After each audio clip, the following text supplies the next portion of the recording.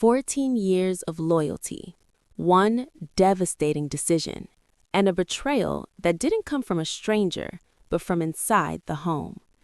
Welcome to a story where hard work was treated like a weakness, love was conditional, and silence was used as a weapon.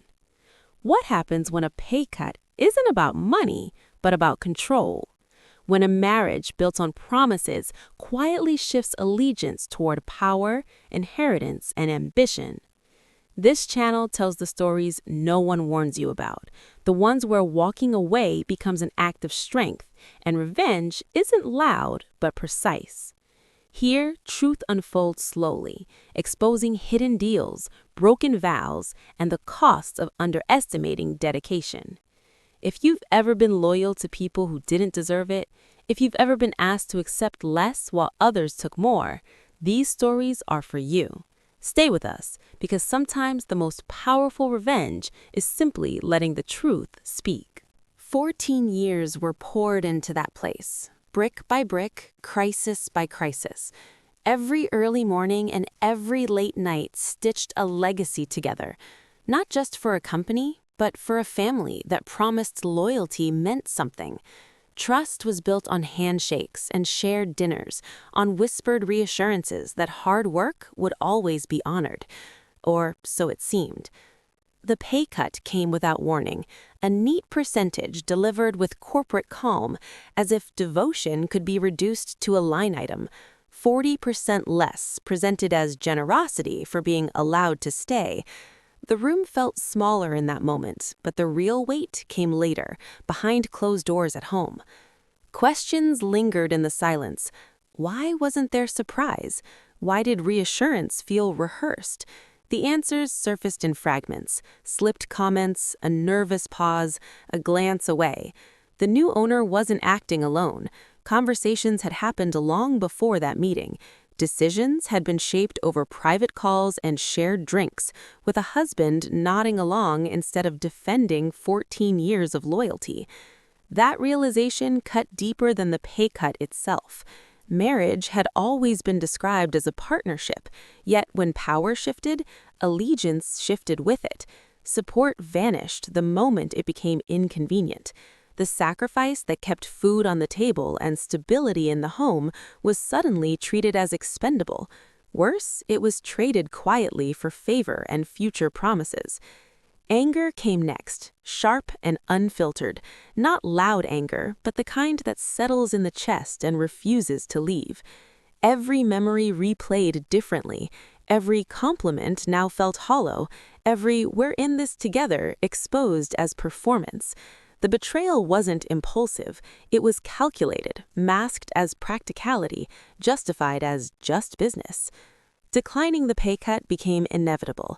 Accepting it would have meant agreeing with the lie that 14 years held no value. Giving notice wasn't just about walking away from a job. It was about refusing to stay complicit in betrayal. The silence that followed said everything words could not. Loyalty had been exploited, not by strangers, but by the one who should have protected it most, and that truth could never be undone. Support at home always appeared steady on the surface. Warm meals, polite questions, reassuring nods whenever exhaustion showed. That illusion held strong for years, convincing everyone, including extended family, that devotion ran both ways.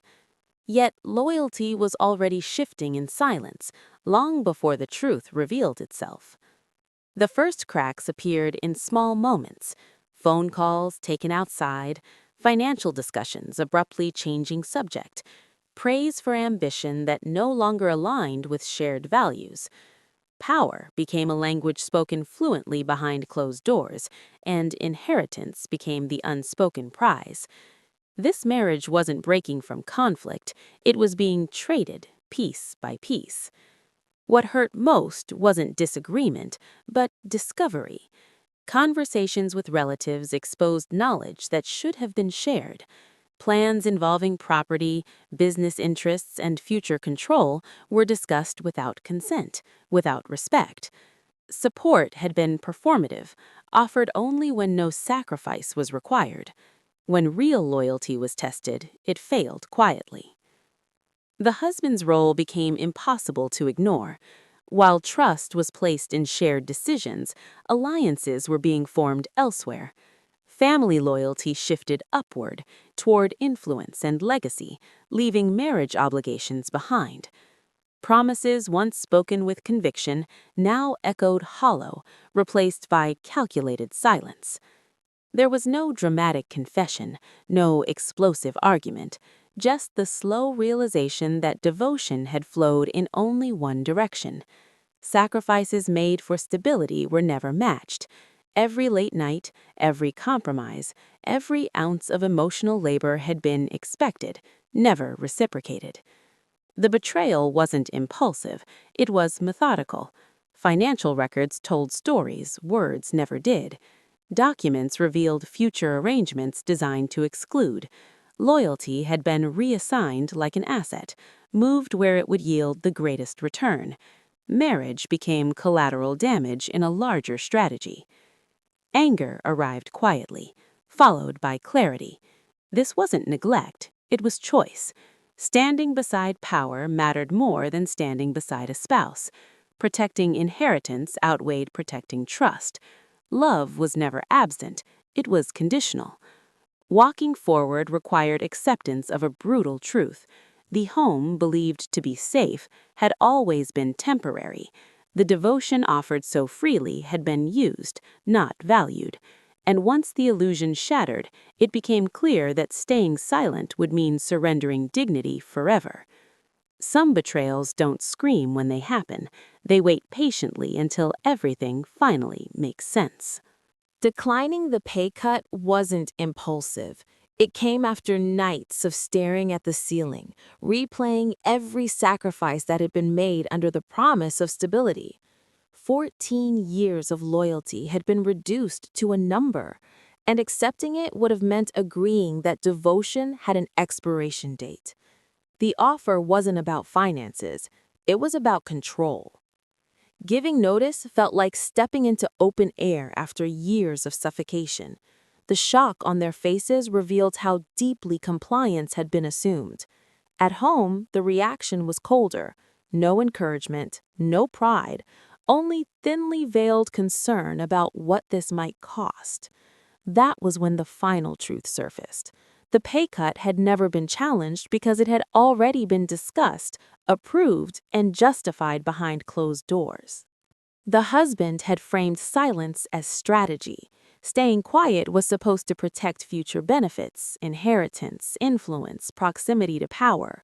Sacrifice was expected as long as it belonged to someone else. Walking away disrupted plans carefully laid without consent. That disruption was unforgivable. Anger didn't erupt, it sharpened.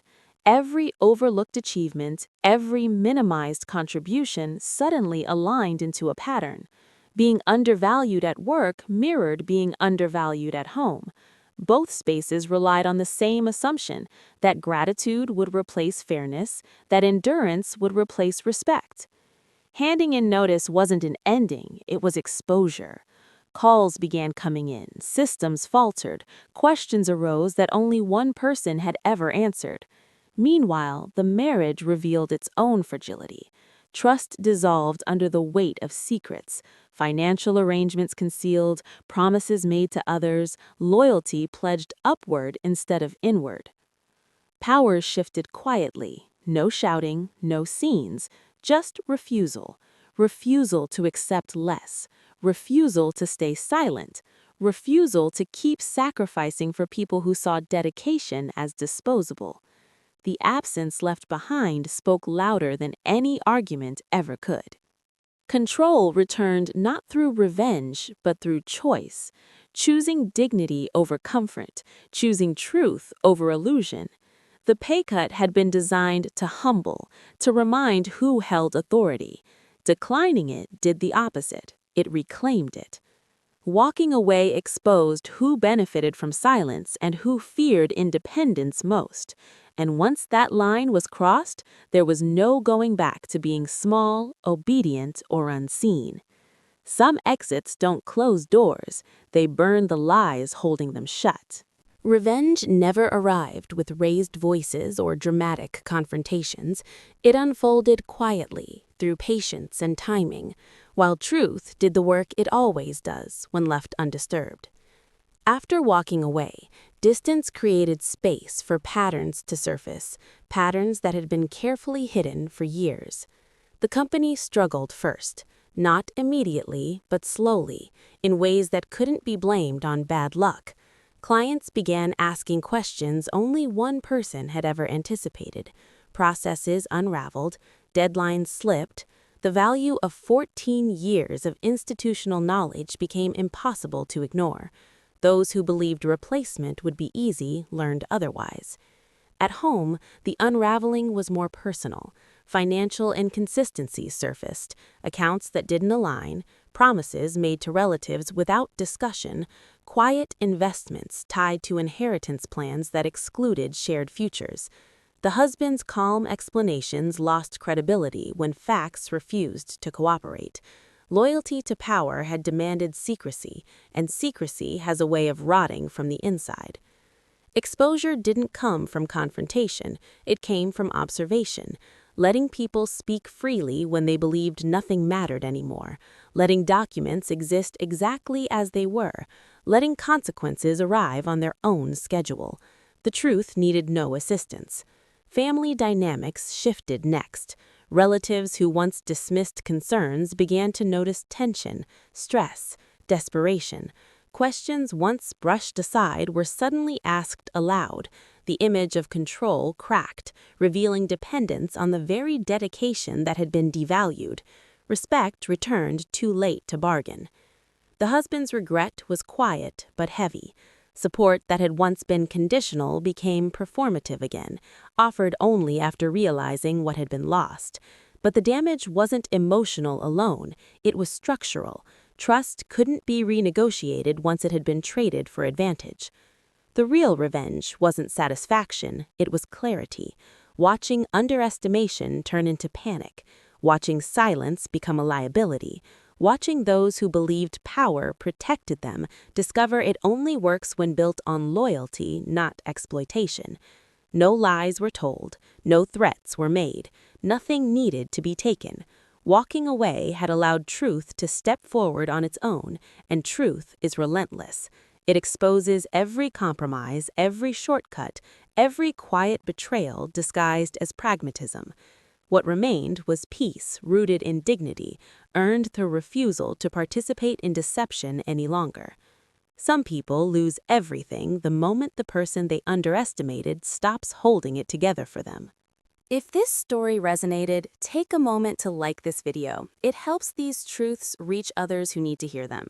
Subscribe to the channel for more real stories about loyalty, betrayal, quiet strength, and consequences that arrive right on time. Share this with anyone who's ever been undervalued or underestimated. Until next time, remember, walking away with dignity is never a loss.